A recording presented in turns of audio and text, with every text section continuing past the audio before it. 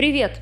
С Новым годом! Государство-террорист Россия, видимо, вследствие удара в голову курантами, накануне и в новогоднюю ночь нанесло по территории Украины массированные ракетные удары и удары дронами камикадзе. К слову, это вдвое больше, чем на прошлый Новый год. Вдвое больше дерьма выпустила из себя Россия в попытке испортить Новый год украинцам. Указанные атаки являются военным преступлением, удары произошли по гражданским объектам, в том числе по жилым домам. Россия использовала все типы ракет, кроме калибров.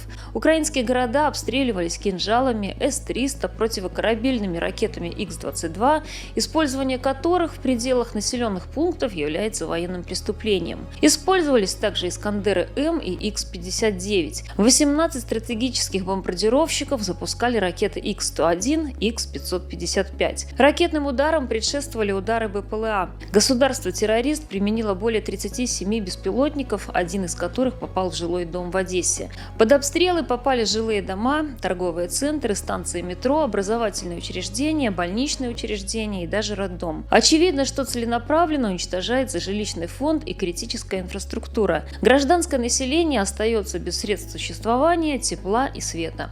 И это делается сознательно, безжалостно и к тому же зимой и ночью. Указанное преступление, совершенное Россией, подтверждает, насколько важны средства ПВО для спасения жизни гражданских украинцев. Гражданское население Украины гибнет под ракетами и дронами, пока аналитики выстраивают новую стратегию войны, а международное сообщество обсуждает целесообразность дальнейшей помощи. Эта атака – вызов всему цивилизованному сообществу. У мира не должно быть иллюзий относительно готовности Путина к переговорам, прекращению огня и всякого рода заморозкам войны. Россия должна быть официально признана государством-террористом и оказаться в полной международной изоляции. Своевременное снабжение современными средствами ПВО и оружие для ВСУ является единственным способом предотвратить геноцид гражданского населения Украины.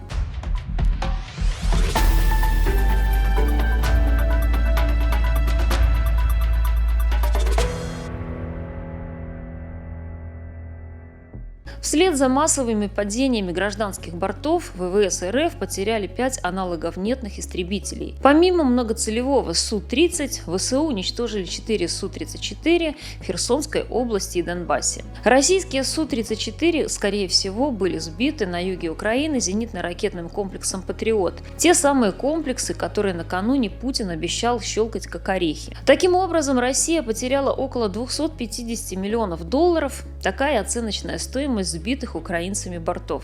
Такими темпами армия России может остаться без авиации. В разгар войны Министерство обороны РФ занимается вопросами возможной эвакуации своих подразделений, прежде всего воздушных сил. Все дело в том, что РФ потеряли более 300 самолетов и столько же вертолетов. Это позор и свидетельство абсолютной некомпетентности командования как на местах, так и военной верхушки Минобороны.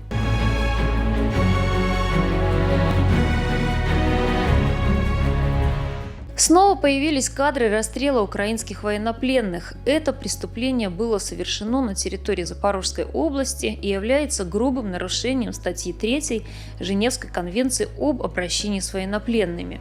Это далеко не единичный случай подтверждения конченности Русни. В сети регулярно появляются видео убийств украинских военнопленных, совершаемых россиянами с особой жестокостью. Несложно догадаться, что в интернет попадает ничтожно мало доказательств таких преступлений.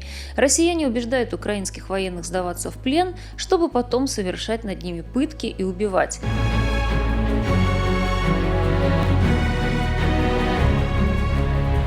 Россия готовится усилить похищение украинских детей с временно оккупированных территорий, которые будут вывезены в Беларусь. На территории Беларуси уже сейчас могут находиться около 1000 маленьких украинцев. Из-за беспросветного невежества в области международного права Лукашенко принимает украинских детей с оккупированных территорий Украины или в надежде хоть как-то восполнить отток населения из страны. В результате Путин все больше вовлекает в собственные военные преступления своих союзников, а это, между прочим, целая страна страны и целые народы, которые оказываются заложниками преступников у власти. В общей сложности за минувшую осень россияне вывезли в Россию 10 тысяч украинских детей под предлогом реабилитации. Известны случаи, когда детей не возвращают своим родителям. После начала полномасштабного вторжения в Украину РФ похитила более 19,5 тысяч украинских детей.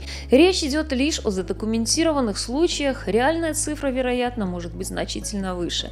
Вопрос возвращения незаконно депортированных в Россию детей будет поднят на январской сессии ПАСЕ.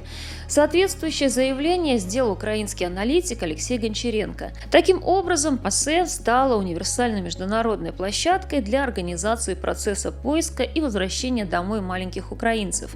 Похищение украинских детей стало главной предпосылкой для выдачи со стороны МКС в Гааге ордера на арест Путина. К слову, все белорусы ждут еще одного ордера. Указанное решение Европейской Фемиды стало болезненным ударом по репутации главы Кремля, ведь оно усилило международную изоляцию России. Давление на государство-террориста должно расти, потому что РФ продолжает принудительно вывозить детей из оккупированных регионов Украины. Этот процесс приобрел массовый характер с первых дней полномасштабного российского вторжения. В частности, после освобождения украинскими воинами Херсона, местные жители рассказывали, что российские оккупанты устроили настоящую охоту на украинских детей. По словам очевидцев, россияне искали украинских детей везде – в детсадах, школах, детских домах.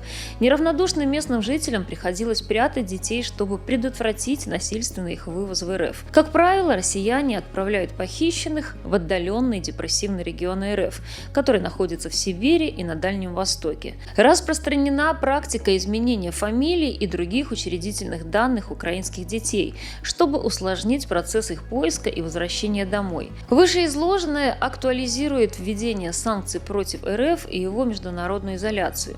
Давление на государство-террориста должно расти. В противном случае это станет свидетельством слабости правовых институтов Запада и поощрит остальные диктаторские режимы современности к совершению подобных преступлений.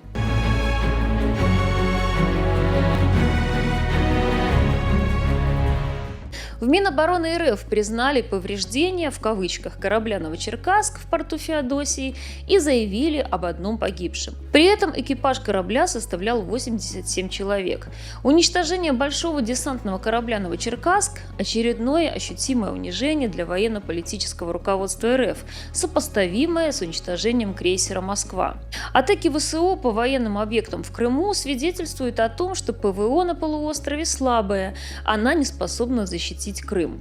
За 22 месяца проведения СВО Черноморский флот России оказался в роли обороняющейся стороны, которую теснит Украина, не имеющая флота. В начале СВО российские военные корабли располагались в угрожающей близости от Одессы.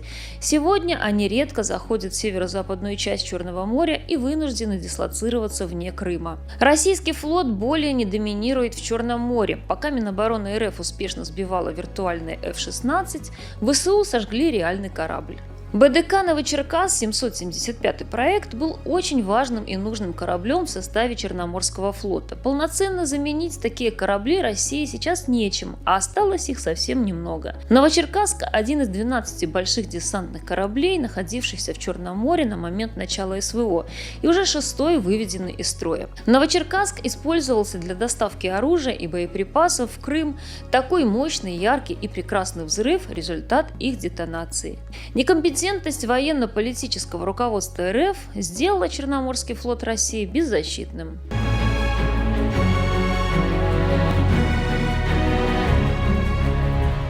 Друзья, если вы находитесь в неблагоприятных условиях для нормальной жизни, серьезно задумываетесь о миграции в другую страну, или если вы уже переехали за границу и хотите приобрести жилье, переходите на мой второй канал «Хатки», в котором я обозреваю квартиры на любой вкус в Европе и помогаю с выбором жилья. Ссылка в описании.